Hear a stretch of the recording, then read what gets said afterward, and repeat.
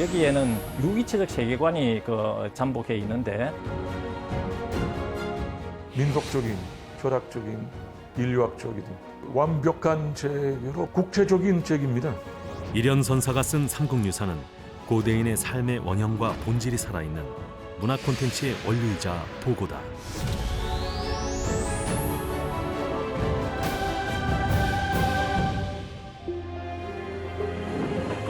우리 민족의 기질과 정서, 사유의 세계는 물론이고 전 세계인이 공유하고 즐길 수 있는 문화의 보편성과 특수성이 잘 녹아있는 문화유산을 꼽으라면 단연 삼국유사다. 삼국유사는 우리나라 고대 국가의 역사, 풍속, 종교, 문학, 예술, 언어 등의 기본서로서 삼국사기에 없는 많은 사료를 수록하고 있다. 고대사와 관련된 역사서 중 현재까지 남아있는 경우가 드물기에 삼국유사는 매우 중요한 가치를 지닌다. 삼국유사는 고조선의 건국부터 고구려 백제 신라의 건국 과정도 있고 거기에 전설, 신화, 민화, 그다음에 설화 등이 안에 들어있어요.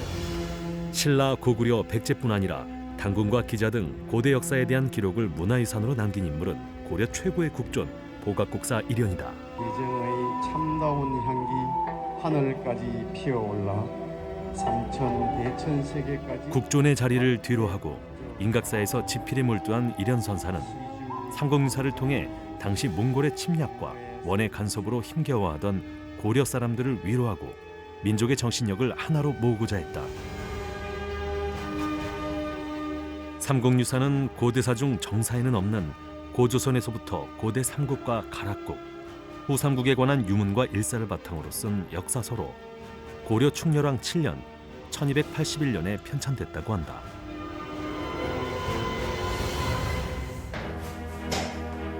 유구한 역사와 민족적 자긍심을 기본, 이야기마다 흥미와 상상을 불러일으키는 삼국유사는 이 책 5권 9편으로 구성되어 있는데 이 편목 구성 또한 독특하다.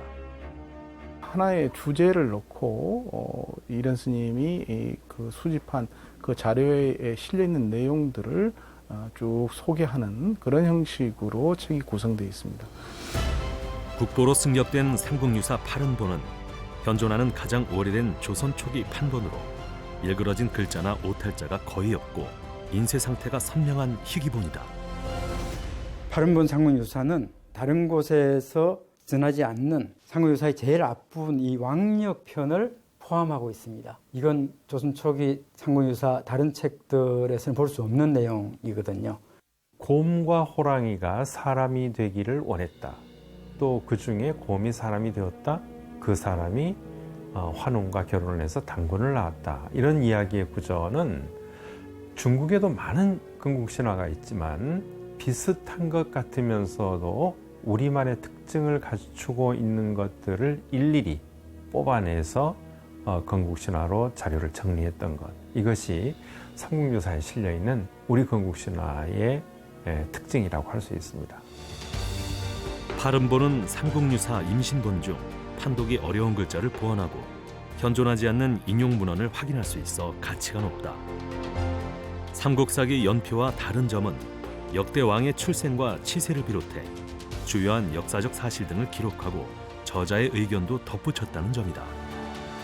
삼국사기와 삼국유사를 보면은 이게 완전히 다른 게 아니고 삼국사기를 보관하는 그런 어떤 역사를 보관하면서도 역사에서 제대로 이야기되지 않는 이러한 부분들을 종교적 차원에서 이야기되는 그 신의사관에 의해서 이야기되는 이런 부분들이 있기 때문에 이것은 단순한 역사서라기보다도 대안사서로서 그런 가치가 있습니다. 삼국유사 범어사 소장본은 현존하는 가장 오래된 조선 초기 판본이다. 삼국유사 권 3, 4, 5는 삼국의 불교 전례와 발전, 고승의 행적과 전탑의 유래 등 불교사에서 없어서는 안 될 중요한 사료이며 특히 권 5에는 저술자의 신분을 명백히 밝혔다는 점에 주목해야 한다. 삼국유사 마지막 효선편에는 효심과 선행, 미담이 수록돼 있다. 일연선사가 연로한 어머니를 봉양하기 위해 국사의 자리를 버리고 낙향했다는 사실은 보각국사 비문에서 찾을 수 있다. 보각국사비는 일연선사의 행적을 알 수 있는 유일한 유물인데 안타깝게도 훼손 상태가 심각하다. 일연선사의 효심은 어머니가 돌아가신 후에도 쉽게 꺼지지 않았고 그에 관한 전설은 지금도 회자되고 있다.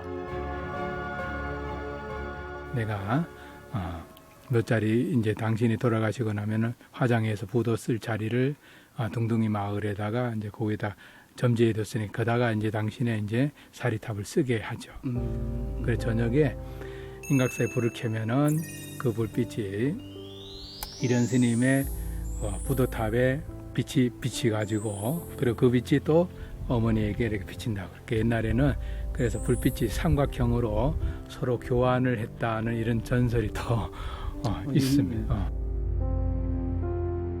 일반적으로 효는 유교 사상이라고 생각하지만 실천 방법에 차이가 있을 뿐 불교에서도 효는 사람이 갖춰야 할 기본 도리다. 나아가 동아시아의 윤리적 덕목 중에서 중요하게 여기는 것 역시 효 사상이다. 지배층의 역사적 사실과 이치를 담은 문헌과 백성들이 굽이 전승한 이야기. 삼국유사는 우리 고대의 종교, 역사, 지리, 문학, 언어, 민속, 사상 등 사회문화 전체를 아우르는 문화 콘텐츠의 보고다. 단군 신화와 가락국기가 수록된 것 외에도 신라 때의 노래인 향가를 집대성한 책으로 평가받으며 고대사 연구의 귀중한 자료로 쓰이고 있다. 삼국유사에 14수의 향가를 남기지 않았더라면 우리나라 신라 천년의 문학사가 그대로 공백으로 남는 게 되기 때문에 이보다 더 큰 가치를 어디서 따지겠습니까? 그만큼 삼국유사의 향가 수록은 중요합니다. 이 향가를 통해 고대인의 생활상과 문학적 정서를 엿볼 수 있다. 우리 문학사에서 삼국유사를 빼고 나면은 사실 그 기원을 이야기할 수 없는 이런 부분들이 있습니다. 그런 측면에서 무엇보다도 우리 문학사 안에서 중요한 책을 들으라. 가장 중요한 책 한 권을 들으라고 하면서 바로 단연 삼국유사라고 할 수 있습니다. 유럽 1세대 한국학 전문가인 마우리찌오 리오또 교수는 삼국유사를 이탈리아어로 번역 출간했다. 한국에 있어서 삼국유사 아마 가장 대표적인 고대에 있어서 가장 대표적인 책으로 볼 수가 있습니다. 한국은 세계의 한 부분이니까 그거 중요한 책으로 생각하고 그렇게 외국 독자들에게 소개할 만한 책이라고 생각했습니다. 리오또 교수가 본 삼국유사는 한국에만 국한된 책이 아니라 세계적인 보물이며 문학, 종교, 불교 철학, 언어가 총망라된 걸작 중의 걸작이었다.